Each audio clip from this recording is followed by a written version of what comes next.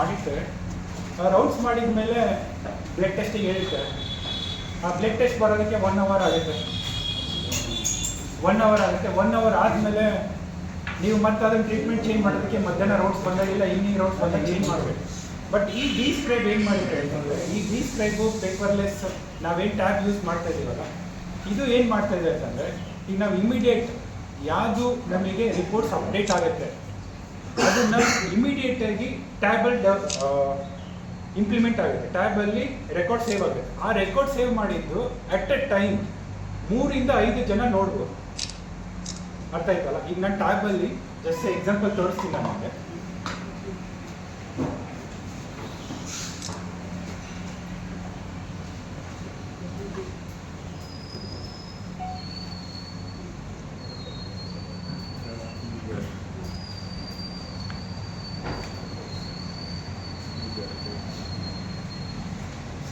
Computer ಇಲ್ಲ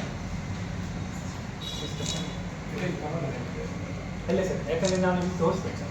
so ಇವಾಗ ಏನಂದರೆ, ನಾನಿಲ್ಲಿ ಬರೆದ್ರೆ, ಸೊ ಇದು ರೆಪ್ಲಿಕೇಶನ್ ಆಫ್ ದ ಪೇಪರ್. ಇದರಲ್ಲಿ ಯಾವ ಥರ ಪೇಪರ್ ಇದೆ ಅದೇ ಥರ ಇದೆ. ನಾನು ನಿಮಗೆ ತೋರಿಸ್ತೇನೆ. ಇದು ಟ್ರೀಟ್ಮೆಂಟ್ ಚಾರ್ಟ್. ಟ್ರೀಟ್ಮೆಂಟ್ ಚಾರ್ಟಲ್ಲಿ ನಾನು ಇಲ್ಲಿ ಮಧು ಅಂತ ಸೈನ್ ಮಾಡ್ತೇನೆ.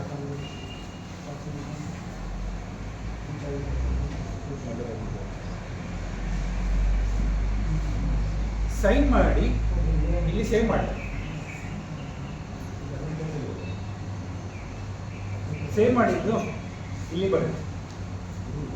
ಇದು ಅಡ್ವಾಂಟೇಜ್ ಇದೆ. ಅಂದರೆ ನಾವು ಅಡ್ಡೋಡೋ ಟೈಮು ಕನ್ಸಂಪ್ಷನ್ನು ಕಮ್ಮಿ ಆಗುತ್ತೆ. ಅಷ್ಟು ಹೆಲ್ಪ್ ಆಗುತ್ತೆ ಈ ಟೆಕ್ನಾಲಜಿ.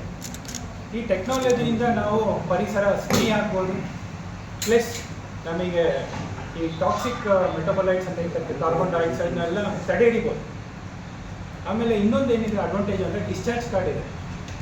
ಈ ಡಿಸ್ಚಾರ್ಜ್ ಕಾರ್ಡು ನಾವು ಬೆಳಗ್ಗೆ 10 ಗಂಟೆಗೆ ಡಿಸ್ಚಾರ್ಜ್ ಅಂತ ಹೇಳ್ತೀವಿ. ಎಷ್ಟೊಂದು ಜನ ಪೇಷಂಟ್ ಕಂಪ್ಲೇಂಟ್ಸು ಈಗ 1 ತಿಂಗಳು ಕೆಳಗೆ ಸರ್ ಡಿಸ್ಚಾರ್ಜ್ ಹೇಳಿದರೆ ನಮಗೆ ಸಂಜೆ ತನಕ ಆಗುತ್ತೆ, ನೀವು ಭಾಳ ಡಿಲೇ ಮಾಡ್ತಾ ಇದ್ದೀರಿ ಅಂತ ಇತ್ತು. ಸೊ ಇದರಲ್ಲಿ ಹೆಂಗಿದೆ ಅಂತಂದರೆ 2 ಮಾಡ್ಯೂಲ್ಸ್ ಇದೆ. ಒಂದು ಮ್ಯಾನ್ಯುವಲಿ ಅಪ್ಡೇಟ್ ಮಾಡೋದು, ಇನ್ನೊಂದು AI ಬೇಸ್ಡ್ ಡಿಸ್ಚಾರ್ಜ್ ಕಾರ್ಡ್ ಇದೆ. ನಾವೇನು ರಿಪೋರ್ಟ್ಸ್ ಅಪ್ಡೇಟ್ ಮಾಡಿರ್ತೀವಲ್ಲ ಅದೇ ರಿಪೋರ್ಟ್ ಪ್ರಕಾರ ನಮಗೊಂದು ಡಿಸ್ಚಾರ್ಜ್ ಕಾರ್ಡ್ ಸಮ್ಮರಿ ರೆಡಿ ಆಗುತ್ತೆ. ಆ ಡಿಸ್ಚಾರ್ಜ್ ಸಮ್ಮರಿ ಈಗ ಎಲ್ಲರದ್ದು ಇವಾಗ ಡಿಜಿಟಲೈಸೇಷನ್ ಆಗಿರೋದ್ರಿಂದ ಎಲ್ಲರದ್ದು ಸ್ಮಾರ್ಟ್ಫೋನ್ ಇದೆ ಇವಾಗ. ಸೊ ಏನಾಗ್ತಿದೆ, ಈಗ ಅಡ್ಮಿಟ್ ಆಗಬೇಕಾದ್ರೆ ನಾವು ಆ ನಂಬರ್ನ ಫೀಡ್ ಮಾಡ್ಕೊತೀವಿ. ಇದರಲ್ಲಿ ರಿಸೆಪ್ಷನಲ್ಲಿ ಫೀಡ್ ಮಾಡ್ಕೊತೀವಿ. ಆ ರಿಸೆಪ್ಷನಲ್ಲಿ ಫೀಡ್ ಆಗಿದ್ದು ಇದರಲ್ಲೂ ಫೀಡ್ ಆಗಿರುತ್ತೆ. ಆಟೋಮೆಟಿಕ್ಕಾಗಿ ನಾವು ಸೇವ್ ಮಾಡಿ ಸೆಂಟ್ ಅಂತ ಹೊರಟಿದ್ರೆ ಇಮಿಡಿಯೇಟ್ ನಿಮ್ಮ ಮೊಬೈಲಿಗೆ ಬಂದ್ಬಿಡುತ್ತೆ. ಎಷ್ಟೊಂದು ಜನ ಗಡಿಬಿಡಿಯಾಗಿ ನಾನು OPD ಬರ್ತಾ ಇದ್ದೆ, ಏನಂತ ಒಂದು 30 ರಿಂದ 40 ದಿನ ಏನಂತ ಸರ್ ನಾನು ಡಿಸ್ಚಾರ್ಜ್ ಕಾರ್ಡ್ ಕಳ್ಕೊಂಡಿದ್ದೀನಿ, ಇವತ್ತು ಕ್ಲೀನ್ ಮಾಡಬೇಕಾದ್ರೆ ಮಿಸ್ಪ್ಲೇಸ್ ಆಗಿದೆ, ಎಲ್ಲ ಹೋಗ್ಬಿಟ್ಟಿದೆ, ನಾನು ಮಟ್ಟು ಬಂದುಬಿಟ್ಟಿದ್ದೀನಿ, ನೀರು ಹಾಳಾಯಿತು, ನೀರು ಬಿದ್ದು ಹಾಳಾಗೋಯ್ತು, ಸಣ್ಣ ಹುಡುಗರು ಆಡ್ತಿದ್ರು ಆಟಾಡ್ತಾ. ಇವಾಗ ಏನಾಗಿದೆ ಸರ್, ಡಿಸ್ಚಾರ್ಜ್ ಕಾರ್ಡ್ ತರಲಿಲ್ಲ ಅಂದ್ರೂ ನಮ್ಮ ರೆಕಾರ್ಡ್ಸಲ್ಲಿ ಸೇವ್ ಆಗಿದೆ. ಸೊ ಈ BP ಮತ್ತು ಶುಗರ್ ಟ್ಯಾಬ್ಲೆಟ್ಸು ತೊಗೊಂಡೋಗೋರು ಏನಾಗುತ್ತೆ, ಅವರಿಗೆ ಹಳ್ಳಿ ಪಾಪ ಮುಗ್ಧ ಜನಕ್ಕೆ ಗೊತ್ತಿರೋದಿಲ್ಲ ಯಾವ MG ಎಷ್ಟು MG ಅಂತ. ಸೊ ಅವ್ರಿಗೆ ತುಂಬ ಮಿಸ್ಗೈಡ್ ಆಗ್ತಾರೆ ಏನು ಡೋಸೇಜಸ್. ಇದರಿಂದ ನಮಗೆ ಏನು ಅನುಕೂಲ ಅಂತಂದರೆ ಟ್ರಾನ್ಸ್ಪರೆನ್ಸಿ ಇದೆ. ಅಟ್ ಎ ಟೈಮ್ ನಾನೇನು ಹೇಳ್ತೀನಿ ಫಾರ್ಮಸಿಗೂ ಅದೇ ಬಂದಿರುತ್ತೆ, ಲ್ಯಾಬಲ್ಲೂ ಅದೇ ಬಂದಿರುತ್ತೆ, ಇಮಿಡಿಯೇಟ್ ವರ್ಕಪ್ ಆಗುತ್ತೆ. ಈಗ ನಾವು ಇಂಪ್ಲಿಮೆಂಟ್ ಮಾಡಿರೋದು ಇನ್ಪೇಷಂಟ್ ಡಿಪಾರ್ಟ್ಮೆಂಟಿಗೆ ಮಾತ್ರ. ಅಂದರೆ ಟೋಟಲ್ OPD IPD ಅಂತ ಇರುತ್ತೆ. OPD ಅಂತಂದರೆ ಔಟ್ ಪೇಷಂಟ್ ಡಿಪಾರ್ಟ್ಮೆಂಟ್, IPD ಅಂತಂದರೆ ಇನ್ಪೇಷಂಟ್ ಡಿಪಾರ್ಟ್ಮೆಂಟ್. ಈಗ ನಾವು ಇಂಪ್ಲಿಮೆಂಟ್ ಮಾಡಿರೋದು ಇನ್ಪೇಷಂಟ್ ಡಿಪಾರ್ಟ್ಮೆಂಟಲ್ಲಿ. OPDಯಲ್ಲಿ ಶಾರ್ಟ್ ಕಮ್ಮಿಂಗ್ ಡೇಸಲ್ಲಿ 1 or 2 ಮಂತ್ಸಲ್ಲಿ ಅದನ್ನು ಇಂಪ್ಲಿಮೆಂಟ್ ಮಾಡ್ತಾ ಇದ್ದೀವಿ. ಸೊ ಇದಕ್ಕೆಲ್ಲ ಸಹಕರಿಸಿದ್ದಕ್ಕೆ ನಾನು ಡಿ-ಸ್ಕ್ರೈಬ್ ಕಂಪ್ನಿಗೆ ತುಂಬ ಧನ್ಯವಾದಗಳನ್ನ ತಿಳಿಸ್ತೇನೆ. ಈ ಡಿ-ಸ್ಕ್ರೈಬ್ ಕಂಪ್ನಿ ಇಬ್ಬರು ಇಂಜಿನಿಯರ್ಸ್, ಸಾಫ್ಟ್ವೇರ್ ಇಂಜಿನಿಯರ್ಸ್ ಸೇರಿ ಮಾಡಿ ಸ್ಟಾರ್ಟಪ್. ಸೊ ಅವರು ಯಾವುದೋ ಒಂದು ಹಾಸ್ಪಿಟಲ್ಗೆ ಹೋದಾಗ ಹಾಸ್ಪಿಟಲರು ಇದನ್ನು ಮಾಡಿಕೊಡ್ಬೋದಲ್ಲ ಪೇಷಂಟು ಮತ್ತು ಡಾಕ್ಟರ್ಸಿಗೆ ಭಾಳ ಇನ್ಕನ್ವೀನಿಯನ್ಸ್ ಇದೆ, ಈ ಥರ ಒಂದು ಸಾಫ್ಟ್ವೇರ್ ಡೆವಲಪ್ ಮಾಡಿ ಅಂತ ಅಂದಾಗ ಅವರು ಈ ಕಾನ್ಸೆಪ್ಟಾಗಿ ಬಂದು ನಮಗೆ ಪ್ರಪೋಸ್ ಮಾಡಿದಾಗ ನಾವು ಒಪ್ಕೊಂಡಿದ್ವಿ. ನೆಕ್ಸ್ಟ್ ಇವರು ಕಾರ್ತಿಕ್ ಅಂತ, ಕಾರ್ತಿಕ್ ಕೋಫೌಂಡರ್ ಆಫ್ ಡಿ-ಸ್ಕ್ರೈಬ್ ಕಂಪ್ನಿ. ಅವರು ನಿಮಗೆ ಮುಂದಿನ ಇದ್ರ ಬಗ್ಗೆ ಈ ಟ್ಯಾಬ್ ಬಗ್ಗೆ ನಿಮಗೆ ಹೇಳ್ತಾರೆ.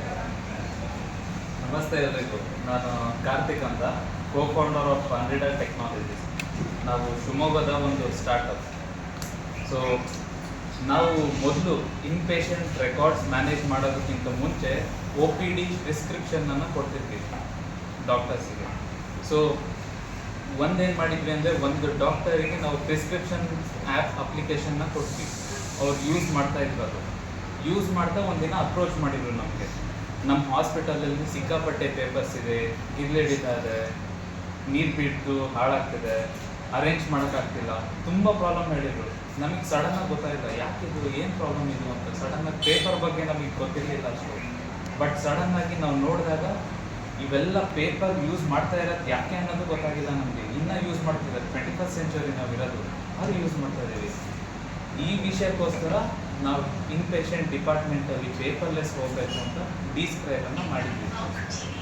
ಮೊದಲು ಈಗ ಸರ್ ಹೇಳಿದಾಗೆ ಎಲ್ಲ ಅಡ್ವಾಂಟೇಜಸ್ ಇದೆ, ನಮಗೆ ಎಲ್ರಿಗೂ ಗೊತ್ತು. ಪೇಪರ್ಲೆಸ್ ಹೋಗೋದ್ರಿಂದ, ಡಿಜಿಟಲ್ ಹೋಗೋದ್ರಿಂದ ಏನಾಗುತ್ತೆ, ಅಡ್ವಾಂಟೇಜಸ್ ತುಂಬ ಇದೆ. ಬಟ್ ಯಾಕೆ ಹೋಗ್ತಿಲ್ಲ ಯಾವ ಹಾಸ್ಪಿಟಲ್ಲು ಅಂತ ನಾವು ಹುಡ್ಕೊಂಡು ಹೋದ್ವಿ. ಈಗ ಒಂದು ಏನು ತಿಳಿದಿದ್ದಂದರೆ, ನಾವು ಇಂಡಿಯಾದಲ್ಲಿ ಸ್ಟ್ಯಾಂಡರ್ಡ್ ಅಷ್ಟು ಕರೆಕ್ಟಾಗಿಲ್ಲ ಡಿಜಿಟಲ್ ಹೋಗೋದ್ರಲ್ಲಿ. ಸೊ ಮೇನ್ಲಿ ಎಲ್ಲರೂ ಅಮೇರಿಕನ್ ಸಿಸ್ಟಮ್ ಅಥವಾ ಯುರೋಪಿಯನ್ ಸಿಸ್ಟಮ್ನ ಅಳವಡಿಸ್ಕೊಳ್ಳೋಕೆ ನೋಡ್ತಾರೆ. ಬಟ್ ಆ ಪ್ರಾಬ್ಲಮ್ ಏನಿದೆ, ಅಮೇರಿಕನ್ ಸಿಸ್ಟಮ್ ಅಮೇರಿಕಾಗಿರುತ್ತೆ, ಯುರೋಪಿಯನ್ ಸಿಸ್ಟಮ್ ಯುರೋಪಿಗಿರುತ್ತೆ. ಆದರೆ ಇಂಡಿಯನ್ ಸಿಸ್ಟಮ್ ಅಂತ ಯಾವುದು ಹೊಸದಾಗಿಲ್ಲ, ಇಂಡಿಯಾಕ್ಕೆ ಅಂತ ಯಾವುದು ನಾವು ಮಾಡಿಲ್ಲ, ಅದು ಪ್ರಾಬ್ಲಮ್. ಈಗ ಅಮೇರಿಕನ್ ಸಿಸ್ಟಮ್ ಅಮೇರಿಕಾಗೆ ಮಾತ್ರ ಯಾಕೆ ವರ್ಕ್ ಆಗುತ್ತೆ ಅಂದರೆ, ಅಲ್ಲಿನ ಡಾಕ್ಟರು ದಿನಕ್ಕೆ ಒಂದು 20 ರಿಂದ 40 ಪೇಷಂಟನ್ನು ನೋಡ್ತಾರೆ. ಬಟ್ ಇಂಡಿಯಾದಲ್ಲಿ ಹಾಗಲ್ಲ, ಪಾಪ್ಯುಲೇಷನ್